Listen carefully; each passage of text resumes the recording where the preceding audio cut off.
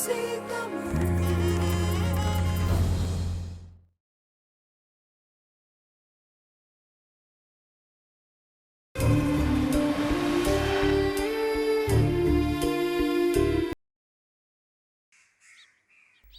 கெட்டதும் செய்யுமாடா? கெட்டது செஞ்சா எப்படி சாமியா இருக்க முடியும்? நிச்சயமா இறைவன் நல்லவர். நல்லதுதான் செய்வார், கெட்டது செய்ய மாட்டார்மா.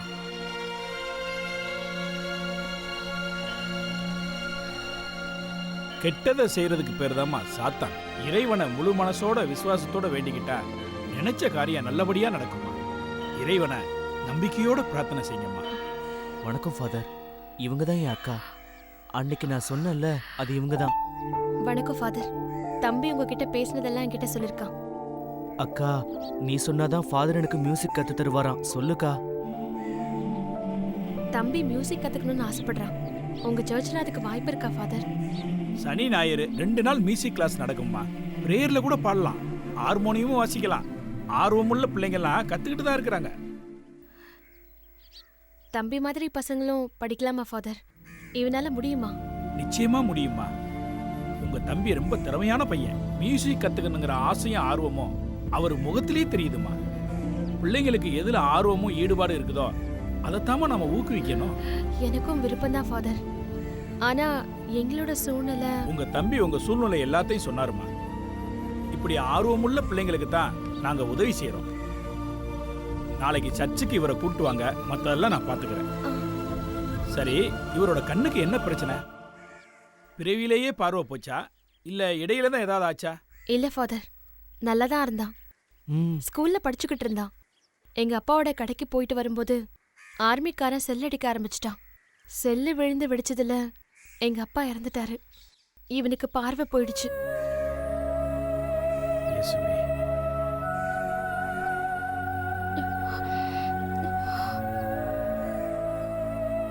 உங்க ஊர்ல இப்படி நிறைய நடக்குது இல்லம்மா?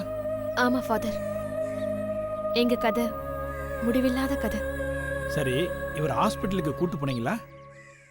காட்டிட்டேன் ஃபாதர். ஒரு கண்ணு முழுக்க பார்வை போயிடுச்சான். இன்னொரு கண்ணுல செல் பீசஸ்லாம் இருக்கான். ஆபரேஷன் செய்யறதுக்கு நிறைய காசு கேக்குறாங்க. எங்க இயேசு சபையில தொண்டு நிறுவனம் இருக்குமா. அவங்க அகதிகள் முகாம்ல இருக்கிற மக்களுக்காகவும் மாணவர்களுக்காகவும் படிக்கிறதுக்கும் மருத்துவத்துக்கெல்லாம் உதவி செய்யறாங்க. அதுக்கு பொறுப்பானவர் என்னுடைய நண்பர் தான். நான் அவர்கிட்ட பேசி தம்பிக்கு கண் ஆபரேஷன் பண்றதுக்கு உதவி செய்ய முடியுமான்னு பாக்குறேன். ஃபாதர், ரொம்ப நன்றி. அம்மா, கர்த்தரோட கிருபையினால எல்லாமே நல்லபடியா நடக்குமா. கர்த்தர் உங்களை ஆசீர்வதிப்பார். God bless you, my child.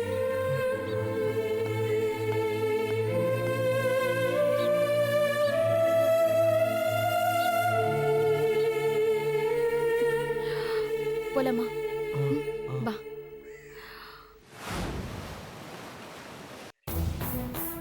மச்சான், நம்ம ஜனங்க ஏன்டா வெளிநாடு உயிரை கொடுத்து போறாங்க? டேய், ஐரோப்பாக்காரங்க நம்மளுக்கு அடைக்கலம் கொடுக்கலனா நம்ம ஜனங்கள் எல்லாம் கஞ்சி கூட வழி இல்லாம தான் இருப்பாங்க. அங்க போனா நல்லா சம்பாதிக்கலாம், உயிருக்கும் பாதுகாப்பு தானே.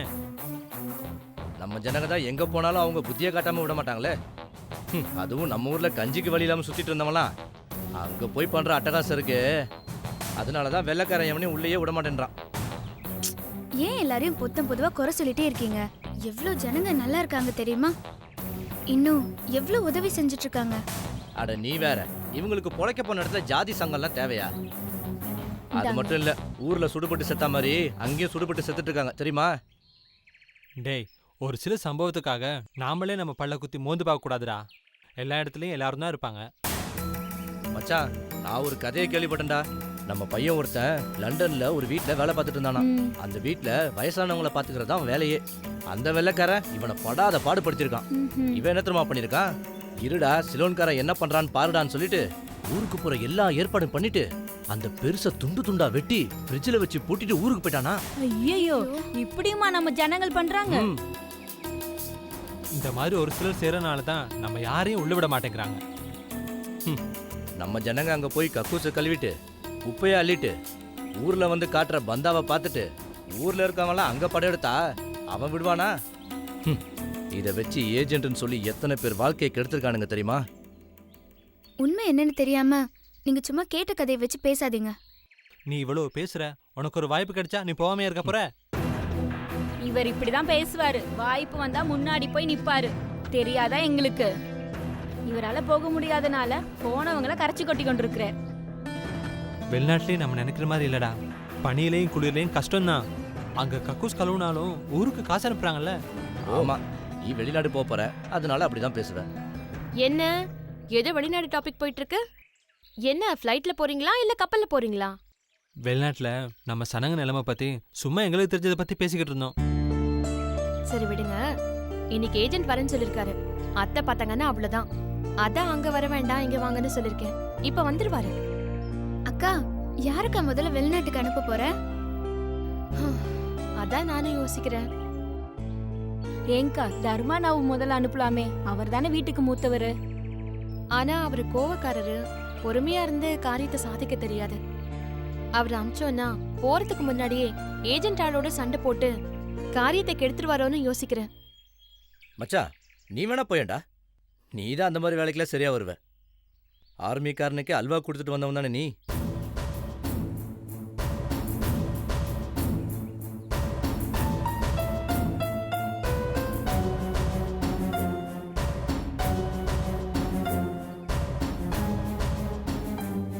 ஏங்கா, அண்ணா கோச்சுக்கு போறாருக்கா. தன்னை விட்டுட்டு தம்பி அனுப்புறீங்கன்னு. அவரு கோவப்படுவாரே தவிர ரொம்ப நல்லவர் தான். சொன்னா கேட்டுப்பாரு. நாம என்ன கையில காசு வச்சுக்கிட்ட இந்த காரியம் எல்லாம் பண்றோம்?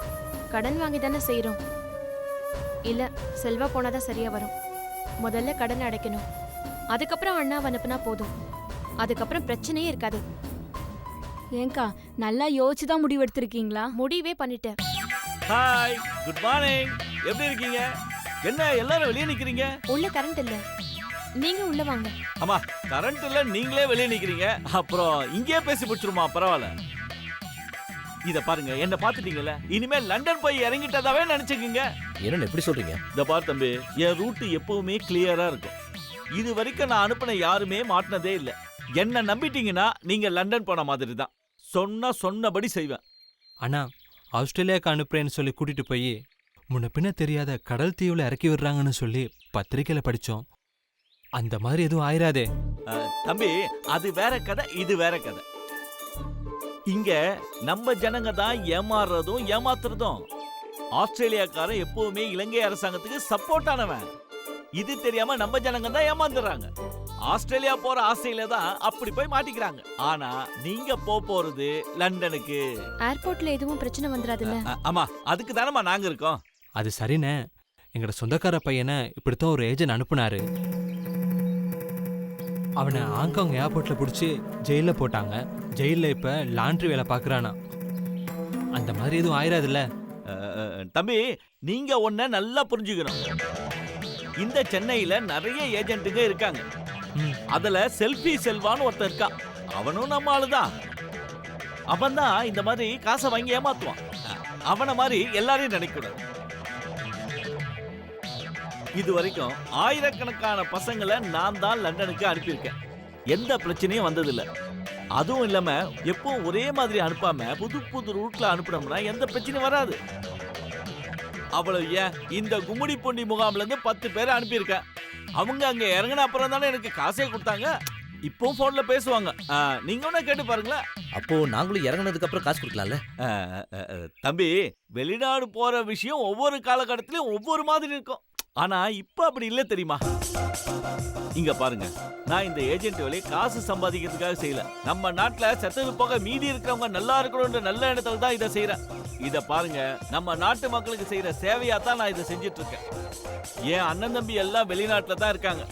அப்படி இருக்கும்போது நான் உங்களை எதுக்கு தம்பி ஏமாத்த போறேன்? நீங்க தப்பா புரிஞ்சிட்டீங்க, அதான் நாங்க தெரியாம கேட்டோம். இங்க பாருமா, இங்க உங்களால வாழ முடியாது. இவனுங்க இங்க உங்களை வாழவும் விட மாட்டானுங்க, சாவும் விட மாட்டானுங்க. வெளிநாடு போனாதான் வாழ முடியும், கை நிறைய சம்பாதிக்க முடியும், நம்ம ஊர்ல இருக்கிற அக்கா தங்கச்சிக்கு அனுப்ப முடியும். உங்க குடும்பம் அப்பதாமா முன்னேறும். அண்ணா, லண்டன்ல போய் இறங்கிட்டா அந்த அரசாங்கம் திருப்பி அனுப்பிச்சிரும், அகதிகளை கூட ஏத்துக்க மாட்டாங்க அப்படிலாம் சொல்றாங்களே. அட, நம்ம ஜனங்க எத்தனை லட்சம் பேர் அங்க இறங்கி இருக்காங்க. அவங்க எத்தனை ஆயிரம் பேரை திருப்பி அனுப்பியிருக்காங்க. ஆமா, கேஸ போடுவாங்க. நம்ம இலங்கை ஜெயில இந்த ரெக்கார்டை காமிச்சா பிரச்சனை தீர்ந்து போச்சு. ஆனா நாங்க யாருமே ஜெயில இல்லையே. என்ன தம்பி, உலகம் புரியாத ஆளா இருக்கீங்க. அங்க போய் புள்ளைய பத்துக்கிட்டு இது சிங்கள ஆர்மிக்காரன் ரேப் பண்ணதுனால பிறந்த குழந்தைன்னு சொல்லி பதிஞ்சவங்களா இருக்காங்க. இந்த அகதி முகாம் எப்படி இருக்குன்னே தெரியாதவன எல்லாம் அகதி முகாம்ல இருந்த மாதிரியே ரெக்கார்ட் ரெடி பண்ணி நான் அனுப்பிச்சிருக்கேன். இந்த பாருப்பா, இதெல்லாம் நமக்கு பெரிய விஷயமே இல்லப்பா. சரி, லண்டன் போக எவ்வளவு செலவாகும்? தம்பி, உங்ககிட்ட பாஸ்போர்ட் இருக்கா? யார்கிட்டயுமே பாஸ்போர்ட் இல்ல. அப்படின்னா உங்களுக்கு பாஸ்போர்ட் செய்யணும். நிறைய வேலை இருக்கு. அமௌண்ட் 10 லட்சம் ரூபாய்க்கு மேல ஆகும்.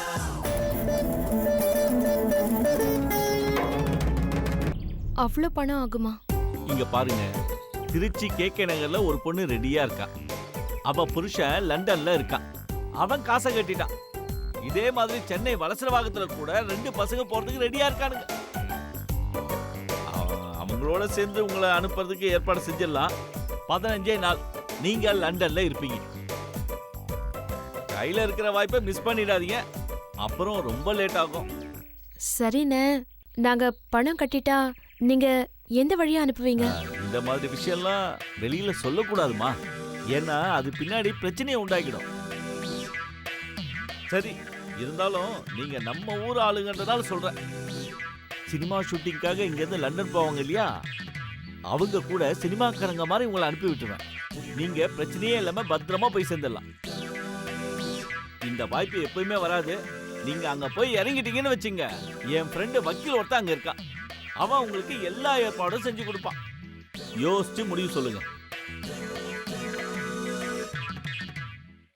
அண்ணா, நம்ம ஊருக்காரர் நீங்க, நாங்க எல்லாருமே உங்களை நம்புறோம். இவ்ளோ விளக்கமா சொன்னதுக்கு அப்புறமும் நாங்க உங்களை நம்பாம இருந்தோம்னா அதுல அர்த்தம் இல்ல.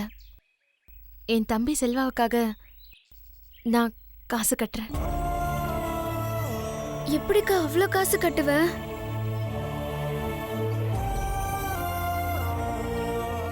தப்பா எடுத்துக்காதீங்க, சின்ன பொண்ணு ஏதோ தெரியாம பேசிட்டா, சாரி. சரிம்மா, முக்கியமான விஷயம், இந்த தகவலை நீங்க வேற யார்கிட்டயும் சொல்லிடாதீங்க. சீக்கிரமா பணத்தை ஏற்பாடு பண்ணிட்டு கூப்பிடுங்க, நான் வரேன். சரி, வரட்டுமா? போயிட்டு வாங்க. வணக்கம், பாய்.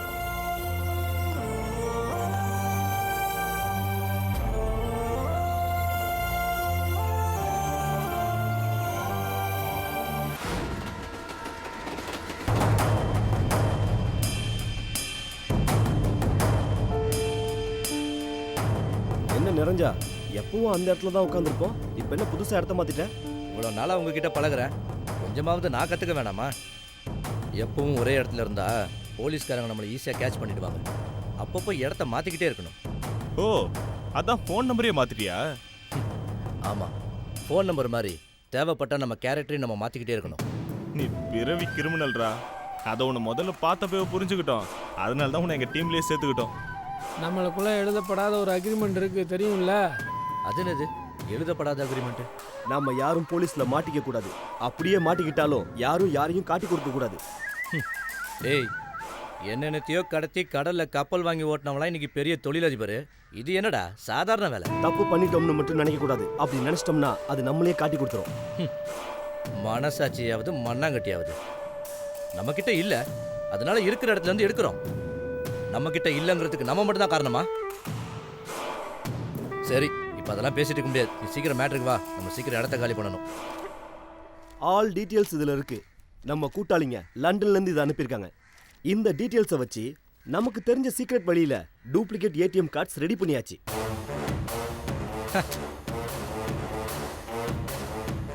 அப்புறம் என்ன, எல்லாம் சக்சஸா காரியத்தை பண்ணி முடிச்சிட்டீங்கல்ல?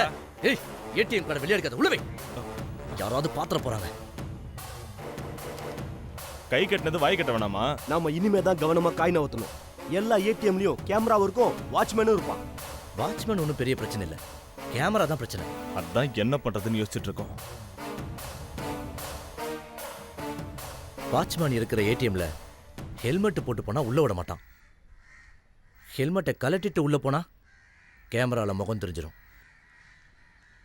அப்போ வாட்ச்மேன் இல்லாம இருக்க ஏடிஎம்க்கு போனாதான் காசை ஈஸியா எடுக்க முடியும். ஒரே நாள்ல நிறைய பணம் எடுக்க முடியாது. ஏதாவது நகை கடையில பர்ச்சேஸ் பண்ணா என்ன? இப்படி பேராசைப்பட்டா மாட்டிக்கு தாண்டா செய்வோம். நகைக்கடையில் குடும்பமாக போனால் தான் சந்தேகப்பட மாட்டான். நாம் தனியாக போனால் சந்தேகப்பட்டு கூல்ட்ரிங்க்ஸை கொடுத்து உட்கார வச்சு போலீஸில் பிடிச்சி கொடுத்துருவானுங்க. ஏண்டா நீங்களா ஜென்டில்மேன் படம் பார்த்ததே இல்லையா? பொன்முட்டை இடுற வார்த்தை அவசரப்பட்டு கொல்லக்கூடாது, வெயிட் பண்ணணும். இந்த காசை வச்சு மட்டும் நான் லண்டனுக்கு போயிட்டேன், இதை விட பெருசா செய்வேன். இந்த காசை வச்சு மட்டும் நாம லண்டனுக்கு போயிட்டா இதை விட பெருசா செய்யலாம். ஒரே ஒரு கேம் பெருசா செஞ்சுட்டா போதும், நாம எல்லாருமே லண்டன்ல செட்டில் ஆயிடலாம். முதல்ல நம்ம ஏடிஎம் குறி வைக்கிறோம், சக்சஸ் பண்றோம். ஓகே, எங்க எப்போ மீட் பண்ணலாம்? சொல்றேன். ஏப்பா தர்மா, உங்க ஊர்லாம் வெயில் எப்படி இருக்கு? இங்கே வெயில் சாவு அடிக்குதுப்பா. அங்க நல்லா தான் இருக்கு. என்னண்ணே தார்பாய் எலி கடிச்சிருக்கு பாத்தீங்களா? ஐயோ, நான் கவனிக்கலையப்பா. அதெல்லாம் பார்க்கறதுக்கு உங்களுக்கு எங்க நேரம் இருக்கு? பக்கத்து செட்டில் எடுபடி வேலை பார்க்கறதுக்கே உங்களுக்கு நேரம் சரியா இருக்கு. காலைல பார்த்து தைச்சிருங்கண்ணே, மழை வந்தா தண்ணி இறங்கிருண்ணே. சரிப்பா, சொல்லிட்டு நான் பார்த்தறப்பா. அந்த லோரி கடியில கம்பி சரியில்லைன்னு சொன்னீங்களே, அதை பற்ற வச்சு சரி பண்ணிட்டேன். கதிர, உனக்கு ஒரு காப்பி வாங்கிட்டு வரேன். இல்லைண்ணே, இப்போதானே சாப்பிட்டு வந்தேன். ஆமா, நீங்க இங்க காஃபி குடிக்கிறீங்களே, உங்க ஊர்ல காஃபி டீலாம் நல்லா இருக்குமே, இது உங்களுக்கு பிடிச்சிருக்கா? பழகிடுச்சா? பழகிருச்சு. ஆரம்பத்தில் எல்லாமே கொஞ்சம் கஷ்டமாக தான் இருந்தது, போக போக பழகிருச்சு. ஆமா, நீங்க எங்களை மாதிரி ஆயிட்டீங்க, அதே மாதிரி ஐரோப்பாலையும் உங்க மக்கள் மாறிருப்பாங்கல்ல? நடக்குது. எங்கட தலைமுறையில் கொஞ்சம் தமிழ் பற்றும் ஊர் பற்றும் அதிகம்.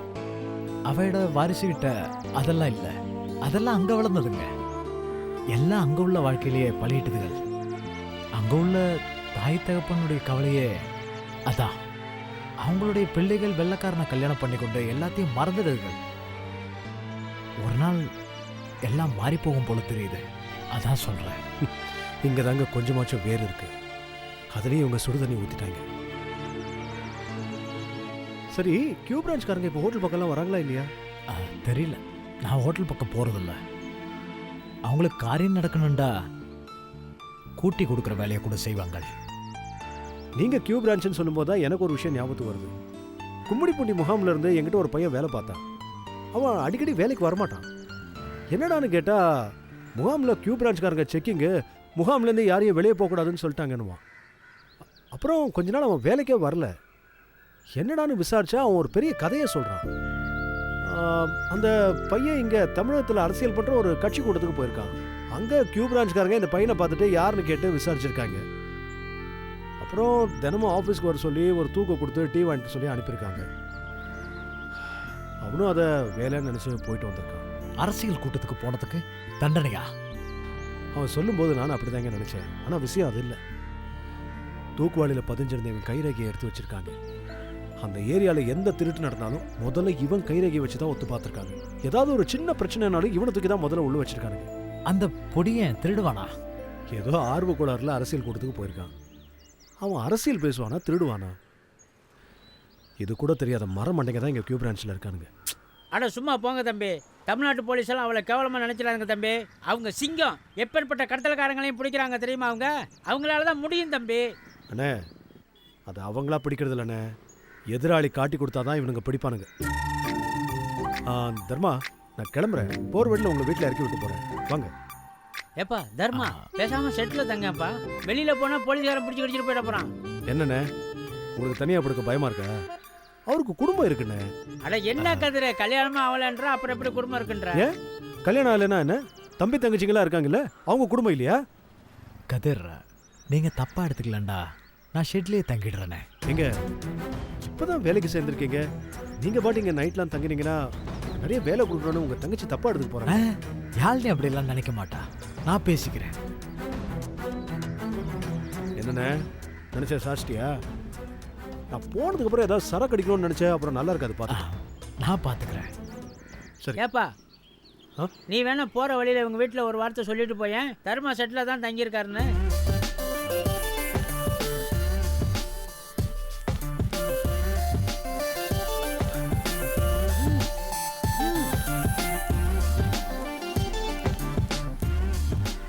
ஆமா கதிர். நீங்க ஒரு வார்த்தை யாழ்னிட்ட சொல்லிட்டு போயிடுறீங்களா? சரி சொல்லிடு. வரேன் வரேன். பார்த்து போங்க. தர்மா, நீ இங்கே இரு, நான் தார்பாயை கொண்டு போய் தைக்க கொடுத்துட்டு வந்துடுறேன். இல்லைன்னா காலையில் வந்து சத்தம் போடுவாப்புல கொடு, நான் டீ கல்ல கொடுத்துட்டு போயிடுறேன். நீ இங்கே இரு.